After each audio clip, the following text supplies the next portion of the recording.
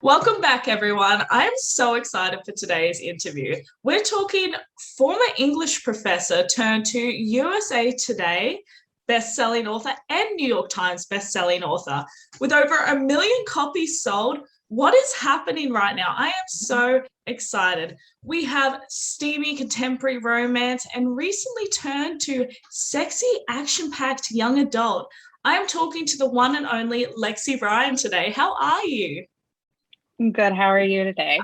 Fabulous. Those are some amazing feats that you've accomplished. Thank you so much. I have to remind myself that we're getting there. We're doing good things because it was a fight and claw to get started kind of career as it was for most people back in. I finished my first book in 2005 and published with a small press in like 2008, 2009. And that was clearly not going to get me where I wanted to go. And so I hit my head against New York again and again and again. And in 2012, decided to try the indie thing. So it was a journey, like for sure to get anywhere that resembled a career. So I sometimes have to sit back and like force myself to look what you've done. It's okay. Keep doing the things. It's working. You have so many books and you've had so much success. Like you've got thousands of reviews on them. What made you want to start writing in the first place? I've always wanted to be a writer. I think it was like second grade. I found this little like empty journal under my sister's bed, and I got a pen and started writing this little story. And I should like make it very clear, I was not some child savant that everyone was like, "Oh my gosh, she's amazing."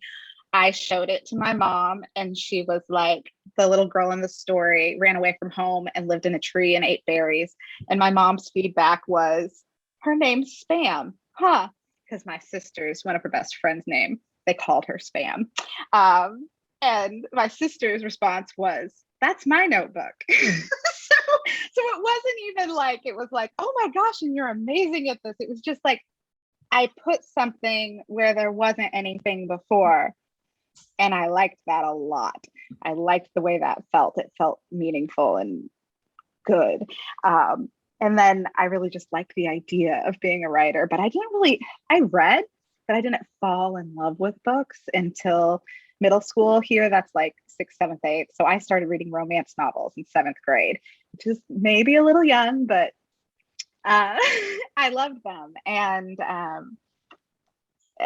then I became an avid reader and was sure, yes, I was right. I do want to be a writer. I want to write things that make people feel this way, that give people this kind of an escape. Because I was a very awkward preteen. It was good for me to have a safe place at the end of every day. And in middle school, I have so many stories, but I would write these like high school soap operas. So they were written like dramatic style, like a play.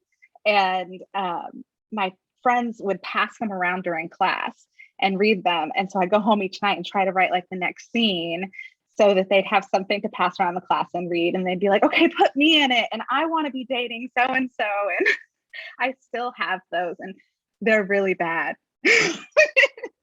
Terrible writing, but I just loved it. And I always loved the sharing part of writing. I've never been the writer that's like, oh, I don't care. If I could just write for myself, I'd be happy. I like the part where I give it to someone else, where we connect because there's another world that we can all like be part of.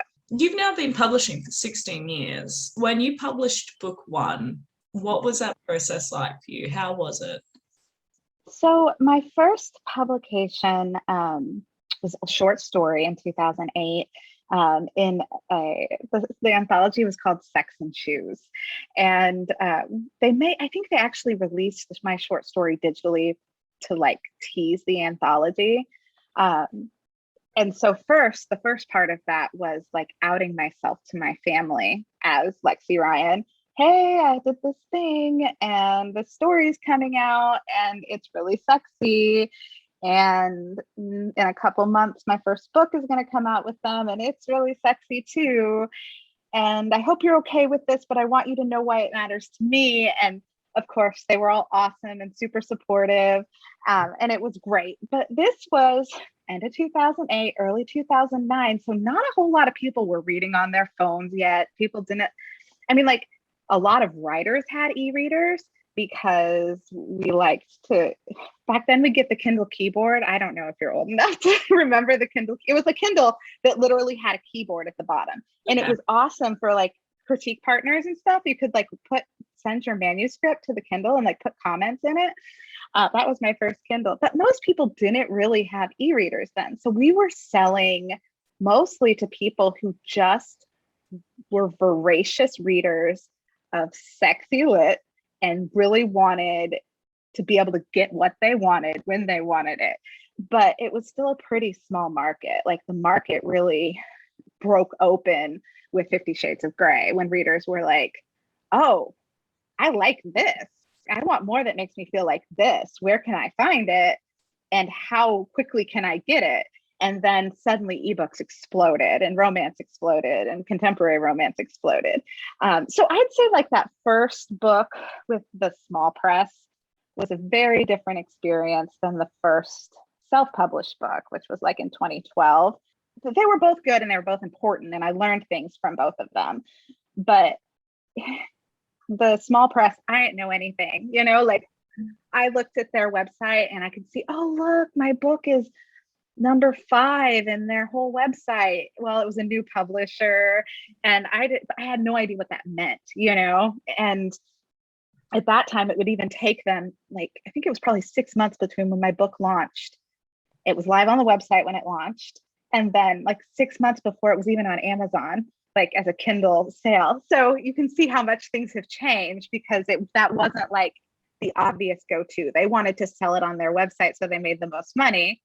Well, sure, but now we know best business practices, get it out there, right? So I didn't really know what was happening and I didn't know what to expect from that first royalty statement.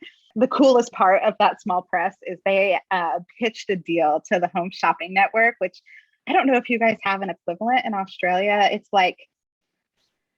the Home Shopping Network. It's on TV. They're like, oh, look at these new beautiful canvas shoes. And they'll have like the model out and talking about them. They'll have a whole conversation and they'll have people calling in and talking about the product. And it's like people at home, like, oh yeah, I could use that. And they buy it. So they pitched a deal to the Home Shopping Network where they did these like literal physical box sets from this publisher. And so my first novel that was published was Stilettos Inc. And that was in 2 of the box sets on there. So that was kind of cool to be on the Home Shopping Network. That's so cool. Can you tell me then about one of your well-loved series, which is, I dare say, one of your most popular ones, The Boys of Jackson Harbour? Are you able to tell readers who might have not yet read that what that's about? And then I want to know who your favorite boy is. Yeah, so The Boys of Jackson Harbour is about, it actually revolves around a family who lives in this fictional town along Lake Michigan in Michigan. And they are the Jacksons. So they are descended from a founding family of the town. And the family owns a brewery and it's this little tourist town on the lake. And the first 6 books, each book is about one of the siblings. And actually book 7 comes out in October, which is about Colton, who was kind of like an honorary Jackson growing up. He was the next door neighbor. He was Levi's best friend. So I love writing big families. I love it because I come from a big family. I'm the youngest of 7. Yeah. Oh. So yeah. So I thrive in that kind of either actual families that are large or like found families that are large. I really like writing in that environment. As for my favorite Jackson brother, like maybe I'd want an affair with Levi, but I'd want to marry Braden. Book 7 that comes out October 5th, isn't it? Yes. Oh, that's so exciting. Thank you. I'm excited about it. Yeah, that must be, is this going to be the final one in the series? So it will be the final one in this series, but it's not going to be the final one in this town. So it will introduce some characters that will be featured in a new series that I'm going to launch in 2022. That's also set in Jackson Harbor, but will revolve around a business that Colton started with some of his friends, and it's Heartbreak Bay Adventures is the name of the business. So the series at the moment is tentatively called Jackson Harbor Heartbreakers, because like the girls just kind of jokingly refer to all these hot guys that work at this adventure company where they do like sunset cruises, and you can rent ATVs, and you can go on wine tours, or learn how to sail or go fishing or whatever. So they call them the Heartbreakers because they're a bunch of like young studs that are all single, and yeah, Ooh. it's going to be a lot of fun. And the first one, I believe they're in Kindle Unlimited as well, and your first one's free too, isn't it? The first one's free. They're not in Kindle Unlimited because they're wide. They're everywhere. And so Amazon, for the indie titles, doesn't give you the option to take part in Kindle Unlimited if you also want to be available on other retailers. But right now, They're on Kind of Love is free. So you can grab it. And it's part of the series, but it's a standalone. It is Ethan's story.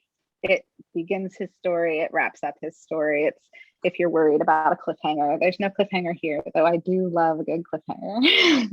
Watch your space, everyone. You're going to get them.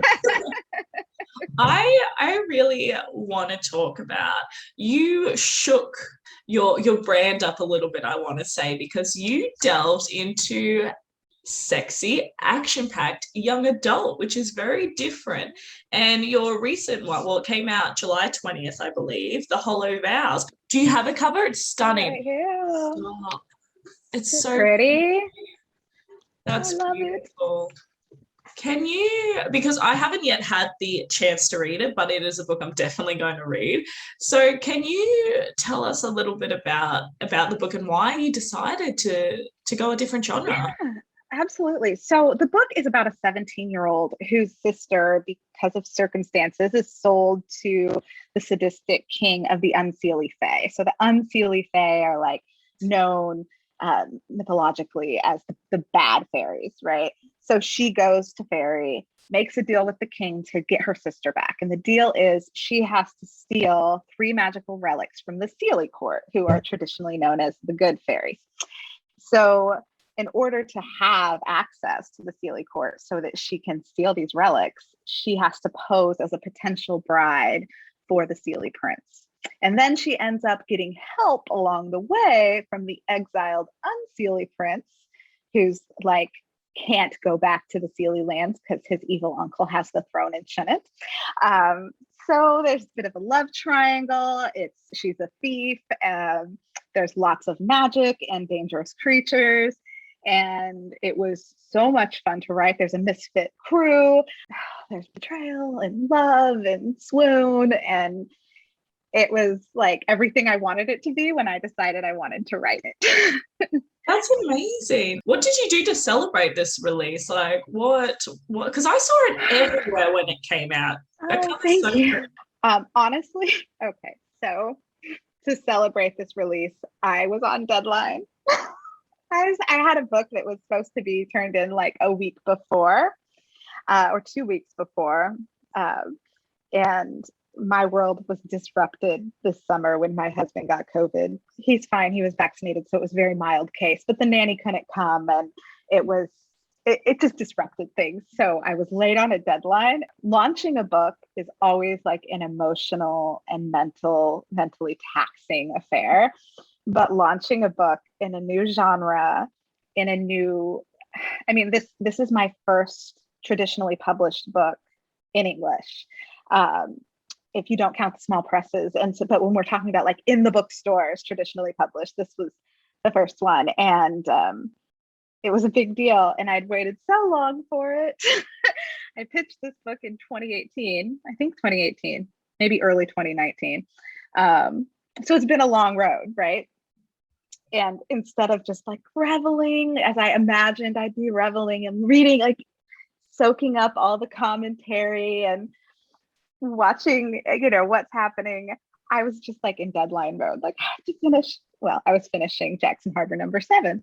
So finishing Colton and Veronica's book, which in some ways was nice because I didn't get to too involved in what was happening. Sometimes you just have to force yourself to take your hands out of things. You really only have so much control in this business. You do your good work, do the best you can, put out the best product you can, and you really have to just let it go. So it's not necessarily a bad thing, but I would say I was doubly emotionally exhausted at the end of that week because we had the release and the deadline all at once, which is a lot. It was good. And my husband did, as one celebratory thing, our local bookstore didn't have any copies, which breaks my heart. But so he was like, took the day off work, drove me up to Plainfield, which is like an hour from here, to the Barnes and Noble there, so that we could see my book in a bookstore. And I signed their copies. I went up to the manager and I asked if she would like me to, and she said, well, yes. So I signed their copies, and that was really cool. It was just a really cool moment. And my husband doesn't miss work for much. So it meant a lot to me that he was like, nope, I'm going to take off work and we're going to go up there and I'm going to take you to lunch. And so I'm really lucky to have somebody who understands the big deal moments, even when I don't. Can you tell me then a little bit about your process in pitching? Like, how was the step-by-step process? Because it is a long, when you become used to being an indie publisher, an author, you're used to your own schedule. You're used to it being a lot more faster, a lot more immediate in response. Whereas when you go a traditional route, it's a completely different experience. How did you go from agent to editor to publisher? How was your experience? Well, I'm lucky that I've had my agent since 2013. He actually tracked me down, which I'm like old school. So I was like, if you came to me, you can't be legit. So I put him through the ringer, but he's been great for me. But I brought him on back then to sell like my foreign rights. And we talked about it then. I'm like, when the time is right and the project is right, I want to go traditional. But romance is such a heavy ebook market. It just didn't ever feel like the right time for any of my romance projects. So when I had this urge to write this YA fantasy, I sent him like a couple lines, like very similar to what I explained to you when I was talking about the book, but probably less details because I hadn't written it yet.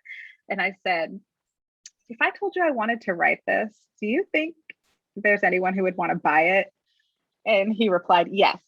I know, like a handful of editors immediately come to mind who would just be, chomping at the bit to read this proposal. Let's do a proposal and see what happens. Because I'm not established in YA fantasy. I'm not established in YA. I'm not established in fantasy. I'm a contemporary romance author. So we weren't sure. I think he was pretty confident I'd be able to sell on proposal, but I was like, let's try and see what happens, but kind of expecting someone to be like, you're going to have to write the whole thing and prove to us you can, But I had a 20-page synopsis that was very detailed for a synopsis, very detailed, like, description of what happens. And, we sent them the first 5 chapters or so. And yeah, like we were able to sell it pretty quickly in New York terms.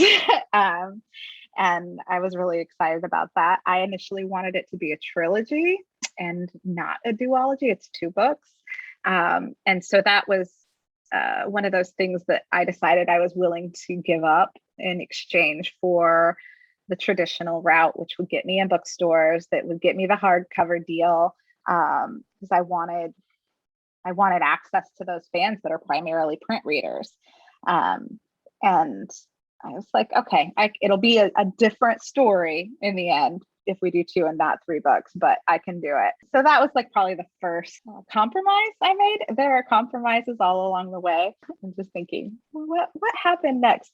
So I sold it on proposal and then I had to write it.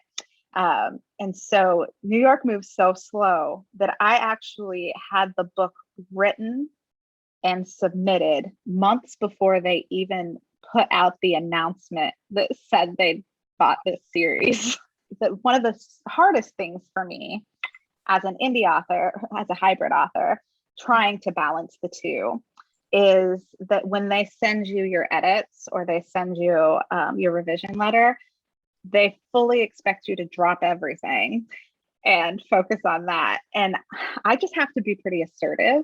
I try to schedule in times for, like, when I'm putting out my schedule, I'll like block out time for sometime in the next 6 months. I know I need 2 weeks to do this. Sometime in the next 6 months, I know I'm going to need a month to revise. It's not ideal, but if you know it's coming, so you don't overbook yourself, in theory, it works out, but it's pretty tough because it's like you don't know when they're going to land. If it's going to be 6 months after you sent in the book or a month after you sent in the book, and then they read it and then they give you more comments and they send it back.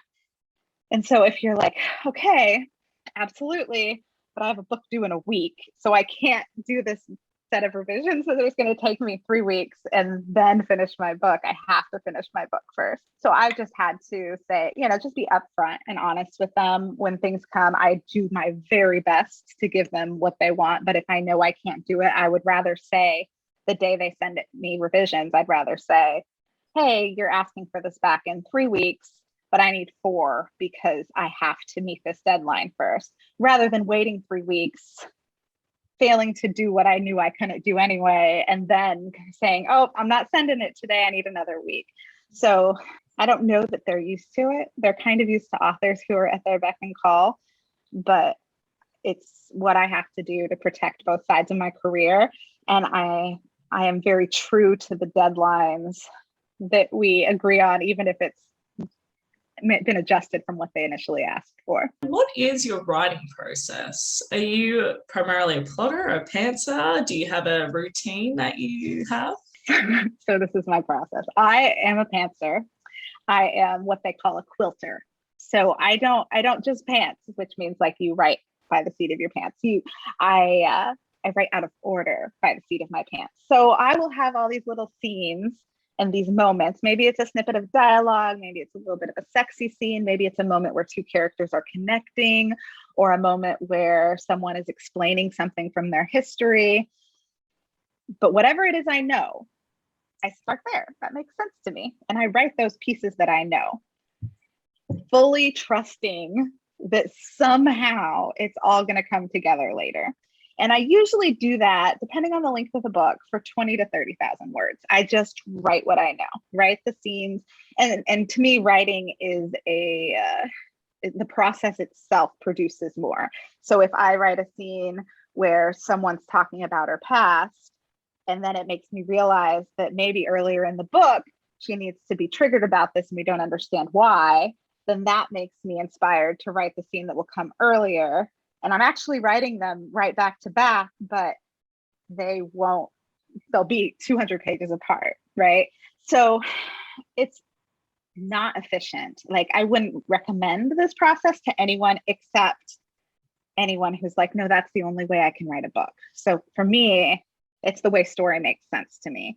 And it involves a lot. I say it's not efficient because I have to rewrite pretty much everything. Like, I just make a mess and I try really, really hard in that mess not to get hung up on words, not to get hung up on sentence structure, because I know I'm going to rewrite most of it.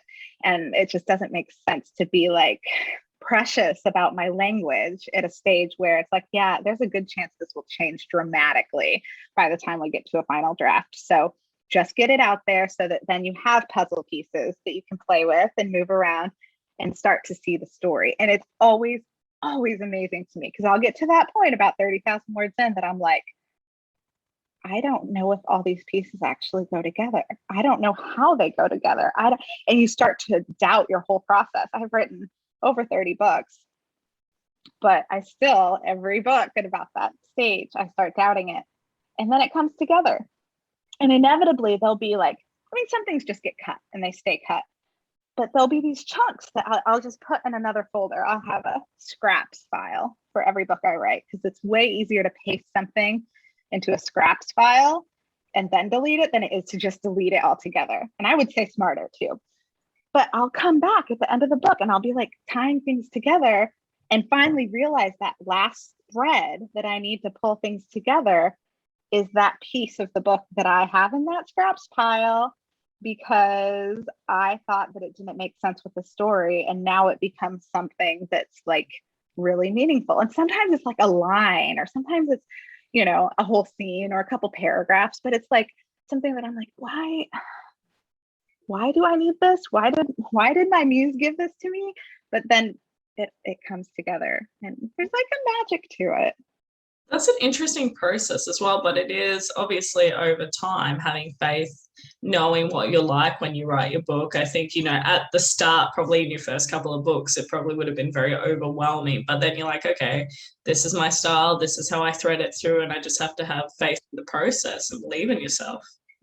It took me 5 years to write my first book, because I kept trying to revise and rewrite what I'd already written to make it really good before I moved forward, and over and over and over again. But the story, but I say that took me 5 years, but I'm pretty sure the book I started writing at the beginning of that 5 years is not the same book that I finished when I finally decided I was going to finish the darn book in 2005.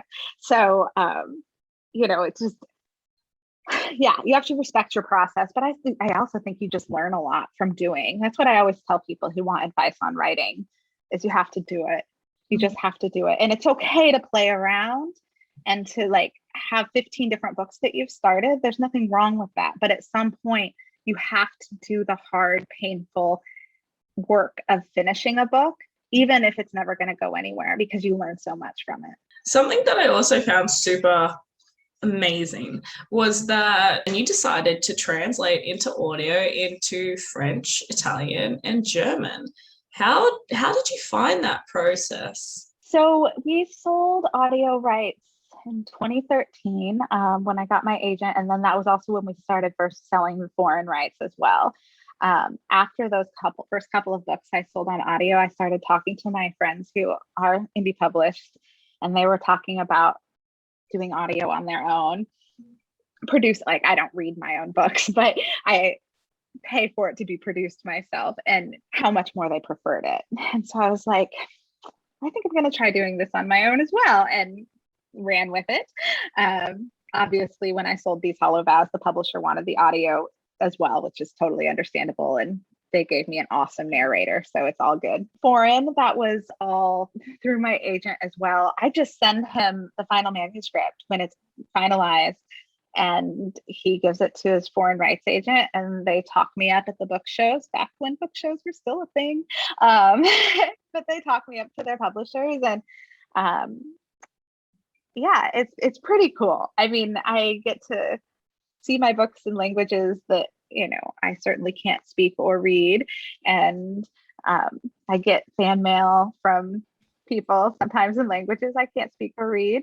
I always laugh because at one point I was getting a lot of fan mail from Italy and France at the same time. So I got this piece of fan mail, and I like to think I speak a little bit of French, just a little bit, but I was like, this is Italian. So I went to Google and I was like, translate from Italian to English, and I pasted it in, and Google was like, translating from French.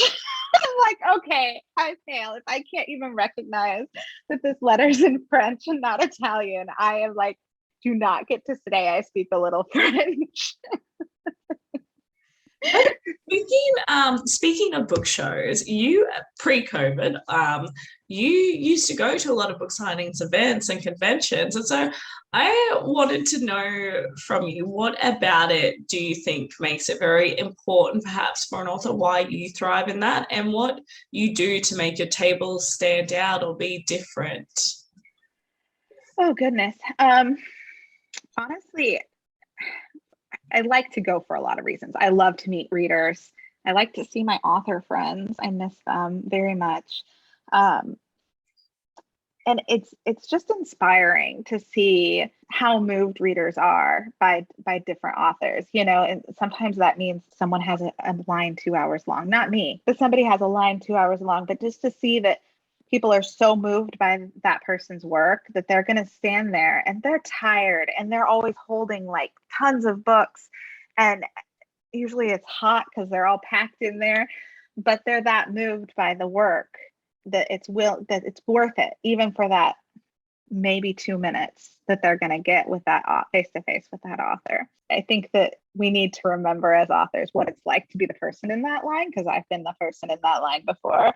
And we need to remember like what an honor it is that anyone would travel to see us, even if it's 30 minutes from their house, let alone, travel a long way to see us, pay to go to a signing or stand in a line or buy our book. Like, it's in every single step of the way is an honor. And something about book signings, I think, is a good reminder of that honor. What has been your most memorable reader moment? Well, okay, so I have two. I always say one's a funny and one's a for real. Lexi Blake and I also often get confused. Obviously, we're both Lexis with a last name that could be a boy's name. So I get it. I do.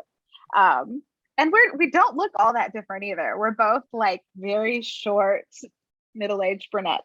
Like we're not all that far off. But I had a reader once come to my table and she was like, oh my gosh. And she got all teary-eyed and just verklempt, she just, Lexi, oh my gosh, I just love your books. You don't, I think she had one of those stories of like sitting by her mother's deathbed and how, these books saved her, and and I'm just so touched. And then she started talking about this character that I'd never heard of before.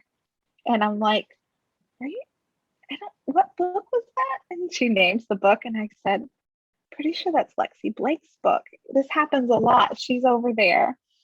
No, I'm sure it was you. And she's like pulling up her Kindle, trying to convince me I wrote this book I didn't read, because she was just so sure. And she's like pulling up her Kindle app on her phone to prove to me that I wrote this book that Lexi Blake wrote.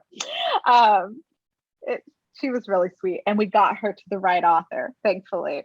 But it happens a lot. In fact, the first time I met Lexi, she came up to me at a signing and was like, I just want to meet the author I keep sending people over to. Like, it happens to both of us. So that was funny. But no, like we always joke that the criers are the special, the ones that are just so moved to see you. Like, I have a pretty popular series called the Here and Now series, and it too is a love triangle because I love triangles. And one of the guys is Nate Crane, and Nate is a rock star, and everyone loves Nate Crane. And I had this beautiful young girl come to my table, and she was very composed at first. She's like, I am so excited to meet you. I wrote, she reminds me of the emails she sent me. Oh yes, we've talked before. And then she starts saying, I'm just so happy to meet the author who created Nate. But like, when she's like created, like gets all choked up and like loses it because she just loved Nate that much. And I can't blame her. He's awesome. But like those moments, because that means something. You know what I mean? Like when people connect with a character like that, it's more than just cheap entertainment. It's human connection. It's moments of feeling valued because you connect with the heroine who the hero values.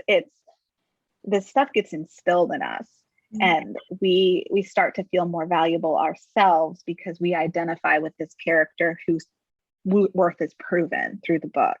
That matters a lot to me. So yeah, that was probably one of my favorites. One thing I want to ask you is New York Times bestseller, USA Today bestseller, over 1 million copies. These are all amazing things. I would love to hear about the moments that you found out you were on those lists and what you did to celebrate. I warned you that I have a story for everything, right? I'm excited. So when I hit the New York Times for the first time, I'd run a sale on Text Appeal. And so I was a baby indie author, but I wasn't one of those indie authors who published her first book and then like lightning struck and I sold a bazillion copies and, my life was suddenly changed. I published it. Nobody knew who I was. I wallowed in, obscurity and in the, nobody can see you. So, and they don't know who you are. And so I like really fought for it. I ran a prior promotion to get some reviews on it. And then I'd done like a freebie short story that I put a chunk of Text Appeal at the back of just to drive sales there. And then I did this 99-cent promotion on it. Sold so many copies that I knew before the USA Today list came out that I was going to hit the USA Today. And I was so like overwhelmed and excited, but I believed that. right? Like I could wrap my head around that. But then I was on Twitter. Those lists come out like Wednesday night. And I was on Twitter Thursday morning, I think it was. And Lauren Blakely, who I did not know at the time, she hadn't even released her first contemporary romance. She was like just about to release it. I think she'd released a prequel to it. So she was an unknown at the time too.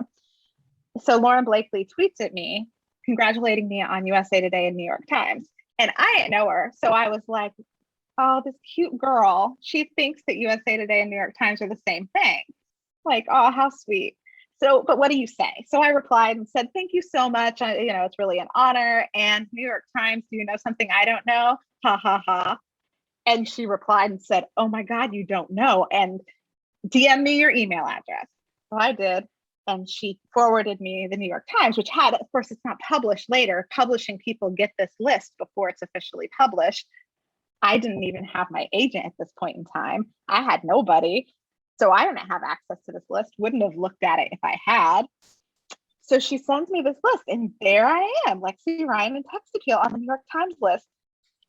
This day she sent it, I happened to go home with a migraine, go home from work with a migraine. I was an English professor at a community college. And so I'm laying in bed, pulling up this list on my phone and staring at this PDF file and trying to figure out what I did to this girl that she would go to such lengths to punk me and make me think I'd hit the New York Times list when I really hadn't. I'm like, does she want me to make a fool of myself by announcing this? I don't even know her. Why would she hate me that much? Like, I could not figure out, because it couldn't have possibly been true, right? So why would she make this up? That didn't make any sense. And was it a mistake? And if I announce it now and they figure out that it was a mistake, is that going to be really embarrassing? I mean, my mind, because it was really early. I mean, like, I had not sold a lot of books before that promotion. I was doing the fight and claw my way up and just slowly getting more and more sales and watching my sales numbers and kind of being shocked anytime, I made $50, and then I did this promotion and I sold a lot of books, but a good cover and a good blurb and some solid reviews at that point in time, you just needed the visibility, right? You have good cover, good blurb, good reviews, and you finally get in front of people's eyeballs. Back in 2013, magic happened. So it was a magic moment for me, but it took me a while before I had the guts to be like, okay, everyone, this thing happened. I assume Lauren Blakely, who was known for a long time as the New York Times fairy, because she was always getting the list early and telling people that they'd hit. I assume she's not punking me, but yeah, I like to tell that story. I'm sure she's always like, thanks for sharing that you thought that I was that evil. That's so funny that I love that story, because that's just a double surprise, but also excitement. What did you do to celebrate? I don't even remember. I paid off my student loans. that was kind of a big deal. I don't remember. Surely we did something big, because it was so big and new and well deserved. It's all a blur. Let me tell you, that year I self-published for the first time in 2012 and told myself that I wanted within 5 years, I wanted to be able to write full time with indie publishing as my vehicle to make that happen. But I couldn't I couldn't not have an income for my family. Like, that wasn't an option. We were a 2-income household and we needed to remain that way. And I did it in one, but most of that year, that 2012, 2013 school year, is a super blur to me, because I was burning the candle at both ends, as they say. I was up at 3 o'clock every morning to write until 6. Then I get my kids up and get them ready for school and daycare. And then I go work and grade papers and do office hours and try to sneak in more writing when I could, and come home and take care of my kids and my family and make dinner and try to go to sleep so I could get up at 3 and do it all over again. So I feel really, really guilty about it in retrospect, because my daughter was a year old. Like, that was 1-year-old to 2-year-old that year, that I don't have a whole lot of memories of it, because it was all just this blur of ambition. I could see the potential in the market and I refused to not take my shot. I was going to make it happen. And I did what I told myself I wanted to do in 5 years. I did in one. And that was, thank you, E.L. James, very much for breaking the market wide open for the rest of us. The explosion in ebooks, the explosion in new contemporary romance readers, that had a lot to do with that. I mean, at the end of the day, it's also when you indie publish, you only have to sell a fraction of the number of books to make a living that you would have to sell if you're traditionally published, which isn't to say that one path is more valid than another, that one is more superior to another. But for me at that time, when I knew my goal was, I just wanted to be able to write full time so I could write more, really. And so that I could spend more time with my family, because I was stealing a lot of time from them trying to make this dream happen. Yeah, it just made the numbers just made sense. And to this day, they still make a lot of sense to me. I'm so grateful that the timing worked out for me. You know, the timing was also one of those just magical things that I was prepared. You know, I'd already had these years of writing and rewriting and testing out the market and getting lots of rejection letters, but learning. I had years of learning ahead of me. So I was more prepared to jump on the opportunity when the opportunity presented itself. Yeah. And that's a good way to look at it too, is working hard, creating opportunity for yourself, because these things don't just fall in your lap. You have to pave a way to be able to see them in the first place. With that said, obviously, you said that at the start of your career, you were clawing and climbing as a lot of authors do, because it's not just a sprint, it's a marathon, it's a long-term career. What would your top 3 marketing tips be? I have built my career off of free. So all the way back to, I had the one self-published single title, Text Appeal, and I wanted more people to buy it because that was where I was going to make money.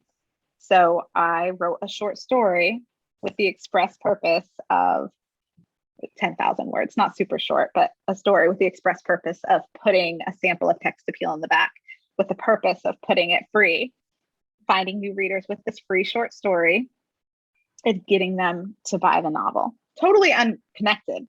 Now that when it works so well, now you really need connected books. But I have built my career off free, starting from there. And then I build a series, and you do the first book in the series free. And then you build another series, and now you have 2 books. You can alternate which one's free. It's kind of, I've heard so many people say that doesn't work anymore, but I'm constantly finding new readers by putting the first book in a series free, or giving readers a free book because, hey, you're signed up for my newsletter, so have you read this one? And maybe they have, maybe they haven't. When people find out I write, if they're like, oh, I love romance novels, I'll hand them a print book, and they'll say, oh, well, let me pay for it. No, like, I have made my living off of giving away free books, because if you read this and you like it, tell somebody, and you will. If you read it and like it, you're going to tell your friends, right? That's what I need, more than I need the, cost recovered for what it cost me to. So I'd say that free still goes a really long way. That is tough to do when you're just starting out and you only have one book, but you kind of have to build to it. I would also say one of the most important marketing tools is your cover, right? That's really important. But ultimately, the most important thing is going to be what's inside that book. So you need a great cover so that people actually buy it, so that they give it a shot, they give it a second look, so that they don't glance at it and think, oh, that's, judge a book by its cover. We don't want that. So we want them to give us a chance. But if they then read your book and you rushed to get it out, so it's not a satisfying read, or you didn't, I guess there's like this big TikTok debate right now about whether or not indie writers should have editors, and like a lot of criticism saying it's a very privileged thing to say that they should. But I would say if you don't want to edit your book, then you shouldn't publish your book. And if you can't afford to edit your book, I feel you. I was determined not to ever take family money to do this publishing thing. So I had money from the small press back in 2008, 2009. Not a lot, but I had some. But I was only working for money I made to do new stuff with my publishing. So I know what that's like, but sometimes it means, do you know someone who has a background in proofing that you could trade babysitting for proofing? Do you know somebody who does graphic design that you could clean their house and they design you a cover?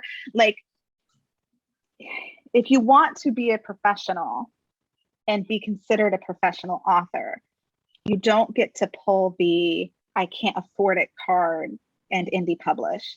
The downside of indie publishing is the amount of money you need to spend up front. And I would never tell somebody to go into debt to do it.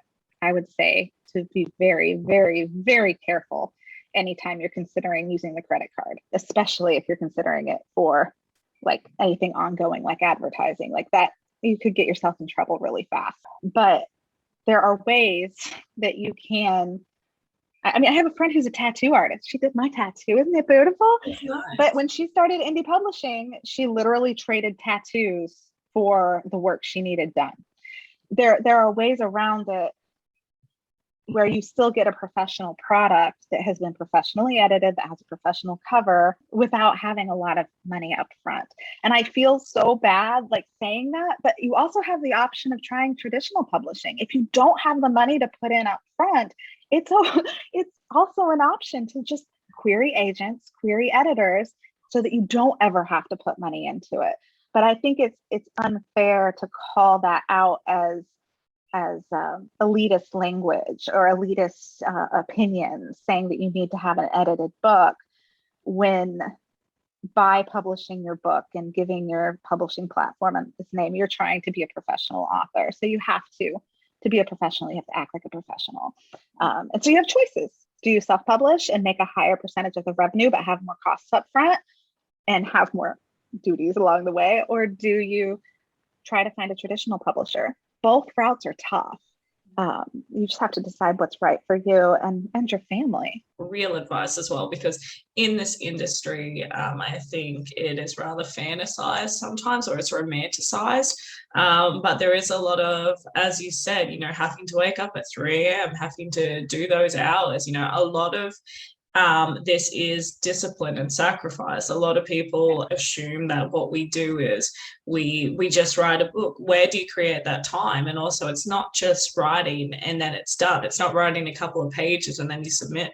There's a process. This is a business. And I think a lot of authors find that out after publishing. They don't realize how much work has to go into it. And I can imagine, if I look back at my own career, if I'd known how much, of course I would have done it because I love what I do, but if I'd known actually how much work had to go into it, I would have done many things very differently from the get-go. Oh, and I still have a huge list of things I would have done differently from the start, right? Like that I wish I'd spent more money on from the start. But I just think it's a very dangerous path to walk down, to be like, well, I get to be exempt from these expectations. Your reader doesn't know what your family situation is.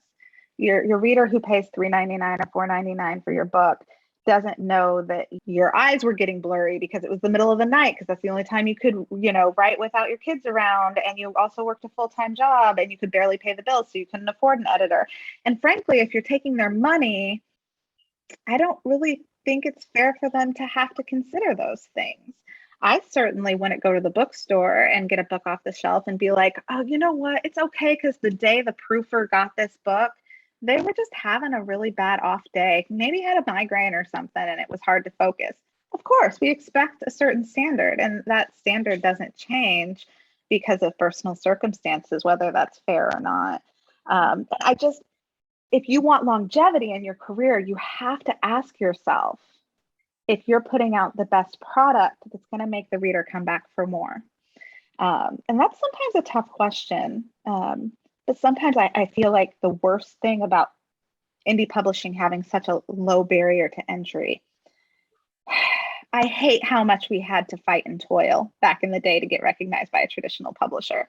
I don't wish that on anyone. However, we all understood that it was very unlikely we were going to sell our first book. We all understood that we were going to have to be excellent before we could get a career. And we understood that we needed a high quality of work if we were going to make it out in a very competitive industry. And I think one of the worst things the low barrier to entry for indie publishing brings is I'm not worried about, oh, poor readers are going to read bad stuff. Frankly, the good stuff generally finds its way to the top. Not to say there aren't really good books that never get noticed, but generally, if it's not good, the market will take care of it. Okay, but I worry about those writers who jump into publishing too soon, who really have a passion for it. But because it's such a low barrier to entry, they publish that first book before they've really learned their craft. It's not what it could be. They are not what they could be. And then they get a really rough, maybe negative start in a job that could have otherwise been a great fit for them. And I feel like that's not doing the writer any favors. But maybe that writer now thinks, oh gosh, I'm no good at this at all, which frankly, we all think that lots of times, right? But I'm not good at this at all. Like there's no sign that this is what I should be doing. And I know what that feels like, to feel like I can't do this. This does not get to be a choice for me. The last traditional rejection letter I got before I self-published was from Harlequin. They'd been considering one of my text appeal, actually. They'd been considering it for 2 years. And I'd followed up and they finally got back to me. And they won't let you submit something else until you get a reply. It's just their rules. So they finally got back to me and it was a rejection. And I sat in my car and it's like, okay, at this point, it's obvious what you need to do. You need to let this go. You need to walk away, give your family and your job the time they deserve, and just be okay with writing being something you love, but not your career. And I bawled and I bawled and I bawled. And I didn't get out of my car before I decided, you know what? No, I'm going to try self-publishing because I have friends who are trying it and finding success and finding readers. And so I never thought I'd want to do that, but I can't give this up. So I'm going to, so I know what it feels like to feel like, okay, I guess this just isn't a path for me. And to think that the way things are set up now have people jumping in too soon and could crush them before they've really even developed their voice or their craft, or that's really sad to me. And I think we need to, maybe be better about educating authors, not just this is how you indie publish, but please have some patience. And that is so hard. The patience side of it, because I had none. 2005, I finished that first book. I wanted it published. I wanted all the things and I wanted them now. Not so different from that now, like I've always been that way. I can see the future that I want and I go after it ferociously, but I want it. I want it. And when it pushes back and it seems like I'm not going to get it, oh, I know what that's like. It hurts. This is my favorite question to ask. What is the goal that you're chasing? What is the dream that you're after for your books and your career? I love that question because anytime, so there are a lot of ways to make money writing, especially once you have experience, you have some accolades behind you, you've proven yourself.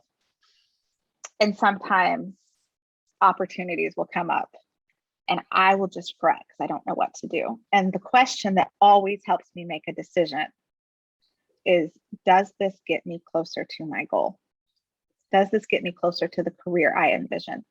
Frankly, in so many ways, this career has already been bigger and better than anything I imagined it could be. I'm just so grateful. I have awesome readers who are so kind and take time to reach out to me. And I can be bad about keeping up with emails, but like when you're having a hard writing day, having somebody reach out and tell you, like, hey, I've had a hard year. And I've, of course, gotten a lot of those this year because we've all had a hard year and a half, 2 years. It's been rough. And this helped me through when I didn't think anything could help me through. Like, I am so lucky to be where I am and have what I have. And so much of what I've experienced, the book signings and getting to travel internationally for work, has been more than I think I could have imagined. But I still want more because I still want to find new readers. It's that connection. I want more people to read my characters and to connect with them, and to read about characters who make really stupid choices, or who they maybe otherwise wouldn't have understood their choices, but once they're inside their head for 300 pages, they're like, I get it. I really get this now. If I could just get a Netflix series, I'm like, it's not like one of those I have to have this or I'm not satisfied things, but oh, it's so fun to watch romance taking off on there and on Amazon, and to watch them take a chance. The rest of us knew, right? We already knew that romance is awesome and the stories are great and the material is ready to go, and so we knew it wasn't much of a chance, but watching them finally take a chance on romance and put it on the screen like they have with Bridgerton, it's amazing and it's awesome and it's so exciting to see what's to come. So yeah, I mean, I definitely have stars in my eyes for things like that, but there are so many days that I sit down with, I'm a big planner. I like paper planners. I like writing out my goals. And so often I'm like, if I could keep what I have, if I could continue this, oh my goodness, I would consider myself so incredibly lucky, because this is really amazing. So I have a segment. It's called Speed Dating with an Author. So you and I are going to go on a very romantic date. I lit a candle. I love the candle. I want to. So you ready? It's 5 rapid questions. I'm ready. All right. What is the most clumsiest moment you've ever had? Oh, that's hard. I don't have a quick answer. I'm so clumsy all the time. I'm like, I spill things on myself. I run into walls. When I first got my license, I literally hit a retaining wall and put a big dent in the side of my car because I was trying to push a balloon under the seat. My spatial awareness is terrible. So just label clumsy. Just life. I was born. What are the 3 words that would best describe you? Driven, passionate, intense. What is the song that best describes you? Who is it? Is it 21 Pilots that has that stressed out song? Probably that. I'll take it. Although I feel like we need to get some meditation or something happening for you if that is your song. What is your life motto? Love that question. I want it to be, there's in the Tao Te Ching, the idea is you do your good work and then you let it go. I want that to be it, but I am not very good at that. So my life motto is probably just work harder, but I would like it to be more like the first thing. Do your good work, do your best, let it go. So I'm a work in progress. We need to put that on your visualization board. The let it go part for you. Yeah. What is a unique talent or skill set that you have that not many people know about? I really like barbells. I like the clean and jerk Olympic lift. The clean and jerk is my favorite lift. Or squatting. I like to squat. But yeah, I like barbells a lot. Oh yeah, that's cool. I like to throw around some heavy weight. I have had such a good time, Lexi. What are we looking out for? What's coming up, and where do we find you? Where do we stalk you? Oh, thank you. So in October 5th, like you said, the last book of the Boys of Jackson Harbour series comes out. It's called Not Without Your Love. It is a hot office romance, enemies to lovers, but it has with angst because I'm still me. And then next spring we're going back to Orchid Valley, and Tavi's going to get her story. Next summer, the second part and the conclusion to these Hollow Vows comes out. It's called These Twisted Bonds. And you can find me at lexiryan.com or find me on Instagram, where I can be really bad about posting, but I love to scroll and read my DMs. So, or email me at lexi@lexiryan.com. I love to hear from people. Amazing. Well, thank you so much for coming on. I cannot wait to start reading these Hollow Vows. I'm so excited. Oh, thank you. Yeah, and I'll, who knows, watch this space. I might get you back on. That would be awesome. Thank you. You're awesome. I've had a lot of fun. Likewise. Have a good day, Lexi. You too.